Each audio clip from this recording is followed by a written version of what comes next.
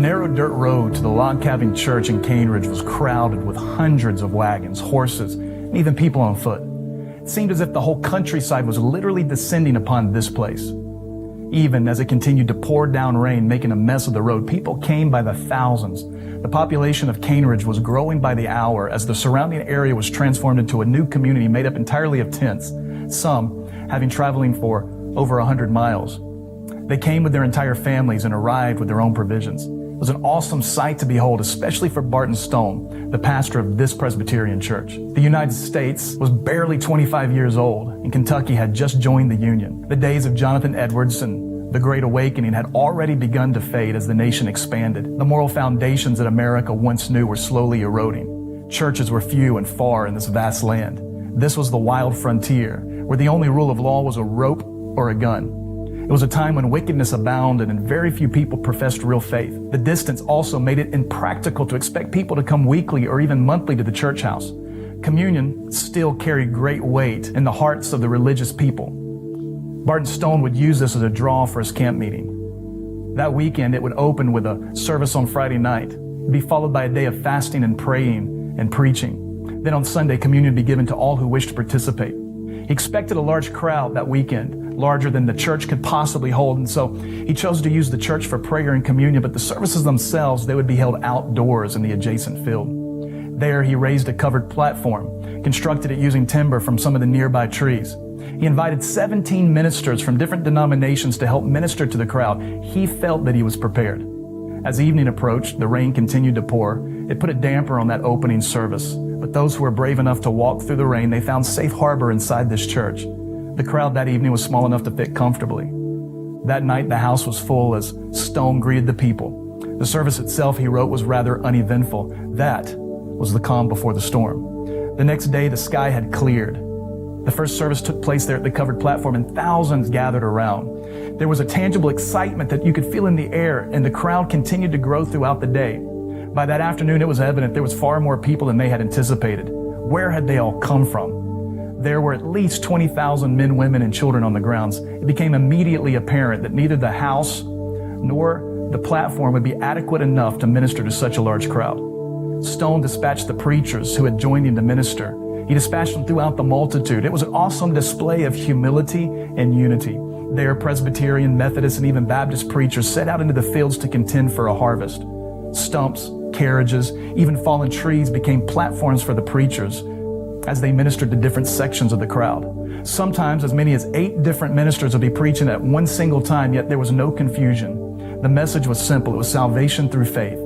The call was to repent of worldly ways and to turn to Jesus Christ as the only way to the Father. So many heeded the call to salvation that they were unable to count them all. In the crowd that afternoon, there was a mother standing there with her 2 teenage daughters at her side.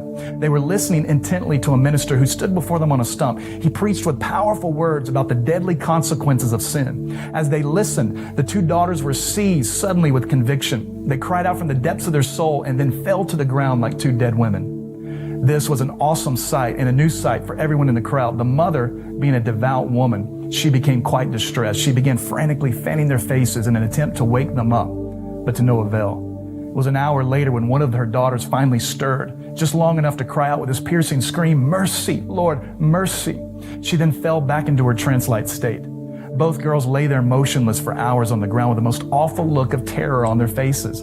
From time to time, they would wake just enough to cry out for mercy once more before returning to that agonizing slumber. The wretched despair that they carried on their countenance lasted for a few hours before it finally broke and was replaced with the most beautiful heavenly smile. "Precious Jesus," one shouted as she rose to her feet, the whole of her being transformed. She was filled with such fire and zeal that containing it was impossible. She opened her mouth and began to preach the gospel to all those who surrounded her. Her voice belted across the crowd as if it was amplified by a supernatural force. It caused quite the stir, and a new crowd began to gather around her. Her appeal was eloquent, solemn, bold, and free. As she preached, the audience around her was hit by that same phenomenon she had just experienced. They fell to the ground by hundreds all at once. They hit the ground like trees being felled by one powerful swing of an axe. Men and women were falling everywhere, taken down as men slain in battle, bodies laid across the grounds, motionless on the ground for hours. That is, until they stirred to life with deep groans or shrieks. All over the field, you could hear the desperate cries and calls for mercy from thousands at a time. The scene was inexplicable to the analytical mind. In the crowd was a local physician. He'd come out of curiosity, but that curiosity had now turned to mockery. He joked to a young woman that should he be affected, she would have to make sure that he didn't hurt himself on his way to the ground. However, as he mocked, he became more and more uncomfortable. Soon it was too much for him to handle. The man tore off into the woods, running for his life. He didn't make it far before he too was struck down. He lay there on the ground until he fully submitted his life to the Lord. As the sun set that night, the preaching continued. Periodically, the crowd would be moved into singing a familiar hymn. It would start at one end of the camp, and then it would move like a wave throughout the entire multitude. The sound of thousands of voices singing in the open air had a powerful effect on many. It flowed like a mighty torrent through the surrounding hills. The singing seemed as if it came not from the mouth, but from the very depths of the soul. Such music silenced everything and attracted everyone's attention. It was a heavenly sound no one ever grew tired of hearing. The meeting on Saturday, it had exceeded Stone's expectations. Though the services were set to conclude on Sunday, few wished to leave. The meeting continued through the following week and might have gone longer had the crowd not exhausted the resources of the town. Word about Cane Ridge spread quickly around the nation. As a result, more and more camp meetings began to spring up across America's frontier.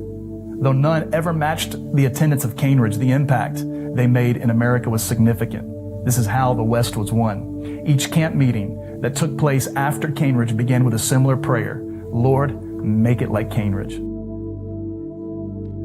The story of Cane Ridge is one that seems too spectacular to be true. Had it not been for the many eyewitnesses who recorded the event in great detail, it might be easy to dismiss it all as a tall tale. There's no denying that something supernatural took place here in the cane fields of Kentucky. The camp meeting shook several denominations, including Presbyterian, Methodist, and Baptist.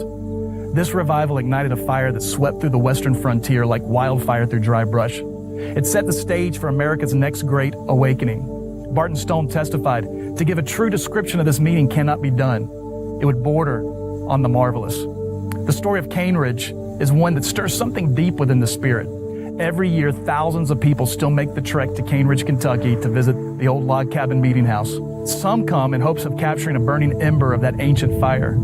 All leave with the same prayer resounding in their hearts: Lord, do it again, and do it like Cane Ridge.